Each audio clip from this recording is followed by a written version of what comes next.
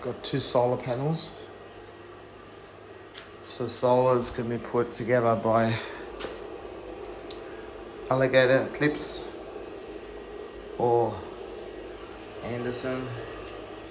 Stick it in the box. Got 2 batteries also. Another box over there. And I've got the connections. So I'm thinking I can put that in the car, cigarette lighter. I'm just charging from home, just testing it.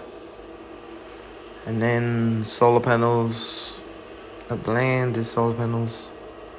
See what I can do.